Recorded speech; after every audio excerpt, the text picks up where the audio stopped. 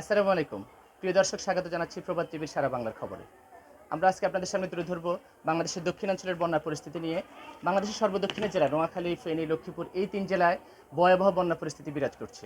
সেখানে রয়েছেন আমাদের প্রতিনিধি সামিয়া আলম। আমরা সরাসরি যুক্ত হব তার সাথে। সামিয়া, আপনি কি শুনতে পাচ্ছেন?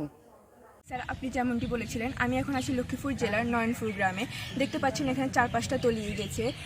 স্যার, আপনাকে জানিয়ে রাখি যে জাতিসংঘের তথ্য অনুসারে বাংলাদেশে 21শে আগস্টে হওয়া বন্যায় প্রায় 4.94 প্রায় 50 লক্ষ মানুষ পানিতে প্লাবিত হয়েছে। 3,11,419 হেক্টর জমি আবাদি ফসল নষ্ট হয়েছে। যেসব এলাকাগুলোতে বেশি ক্ষতিগ্রস্ত হয়েছে সেগুলো হচ্ছে নোয়াখালী, ফেনী, লক্ষ্মীপুর, চট্টগ্রাম ও মৌলভীবাজার। এখানকার মানুষ পানিবন্দী হওয়ার কারণে বিশুদ্ধ খাবার, বিশুদ্ধ পানি ও বিভিন্ন মৌলিক অধিকার থেকে বঞ্চিত রয়েছে।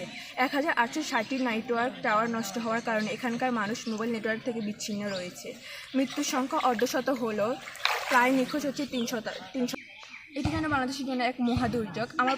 আমার পাশে আছেন আজকে কয়েকজন ভুক্তভোগী। তাদের সাথে আজকে আমরা আলোচনা করব। আপনার নাম? ফিরোজা বেগম।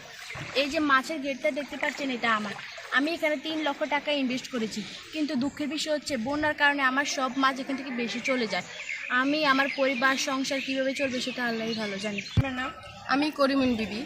এই পুকুরটার পরে যে মাঠটা দেখতে পাচ্ছেন, ওখানের মধ্যে 90% জমি হচ্ছে আমার। আমি ওখানে চাষাবাদ করে আমি আমার পরিবার চালাই।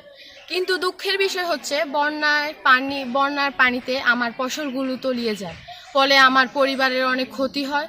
কি যে হবে আমার পরিবারের। আপনারা দেখতে পাচ্ছেন এই যে রাস্তাঘাট, এগুলো কিন্তু এরকম ছিল না। এই জায়গা দিয়ে মানুষ যাওয়া আসা করতো, যানবাহন চলাচল করতো, কিন্তু আজকে এই বন্যাতে এই জায়গা দিয়ে সব কিছু প্লাবিত হয়ে গিয়েছে। জাতিসংঘের তথ্য অনুসারে এই 3 জেলায় প্রায় 462 কিলোমিটার রাস্তা ক্ষতিগ্রস্ত হয়েছে। আমার নাম জুনায়েদ, আমি স্কট স্কুল অ্যান্ড কলেজে 8ম শ্রেণীর শিক্ষার্থী। আপনারা দেখতে পাচ্ছেন এই মাঠটি বন্যার কারণে প্রায় মাঠটিতে হাঁটু সমান পানি ছিল, যার কারণে আমি ফুটবল খেলতে পারিনি। এবারের বন্যায় যে পরিমাণ পানি উঠেছে, যার কারণে মানুষ দূরে কোথাও চিকিৎসার জন্য যেতে পারেনি।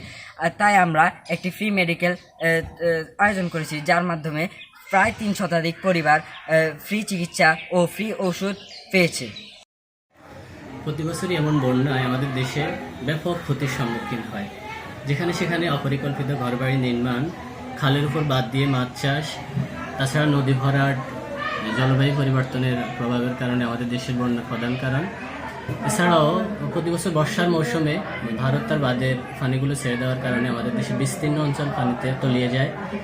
আমাদের সরকারের উচিত দীর্ঘমেয়াদী পরিকল্পনা নিয়ে এইসব সমস্যাগুলোর সমাধান করা এবং ভারতের সাথে আমাদের যে অভিন্ন নদীগুলো আছে সেগুলোর পানি বন্টন বিষয়ে চুক্তি করা।